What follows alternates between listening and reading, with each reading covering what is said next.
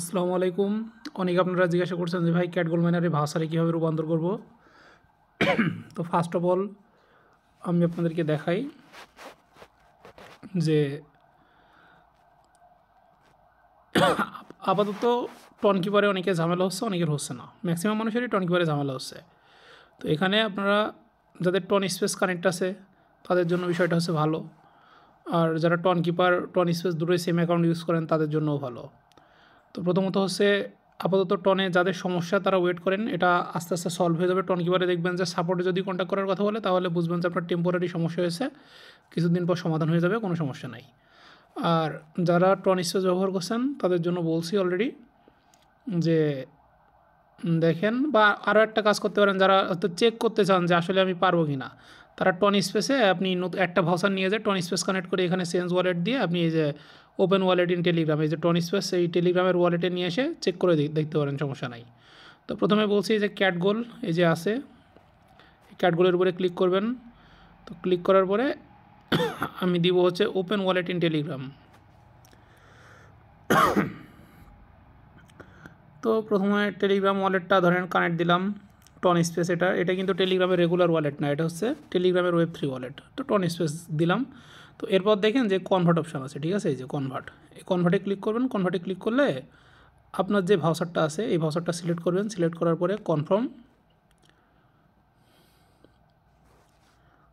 করলে দেখেন, আর টন স্পেসে সবচাইতে কম ফিস কাটছে। টন স্পেসে দেখেন 0.008, জাস্ট এটা চেক ইনের খরচ যেরকম 5 সেন্ট, এই 5 সেন্ট কাটছে। আপনি কনফার্ম করবেন। কনফার্ম করার পরে যখন আপনি আপনার ফিঙ্গারটা দিয়ে দিবেন, দেওয়ার পরে দেখেন যে এই যে হয়ে গেছে confirm transaction from cat gold miner. So congratulation, your conversation request will be process soon. তো এখন আছে কত, 50,000, ঠিক আছে। এটা আমার কিছুক্ষণ পরে 60,000 হয়ে যাবে, বুঝছেন।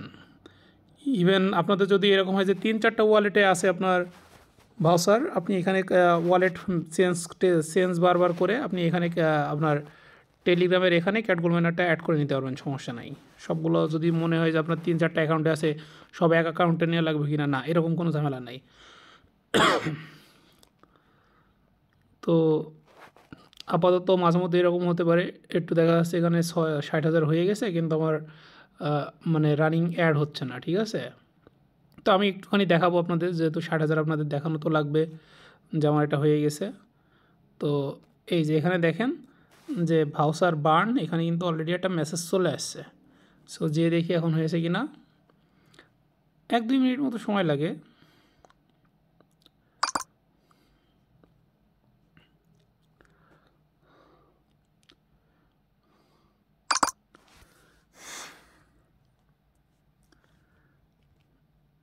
দেখেন আমি 5টা ভাউচার ভাঙাইছিলাম, সেই 50,000ই রয়েছে, এখনও 10,000 অ্যাড হয়নি, সমস্যা নেই।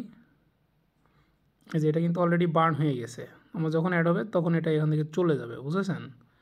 সো তারপর আমি ভিডিওটা লেন্দি করছি, 1 মিনিট ওয়েট করা লাগলে 1 মিনিট ওয়েট করবো, কোনো সমস্যা নেই।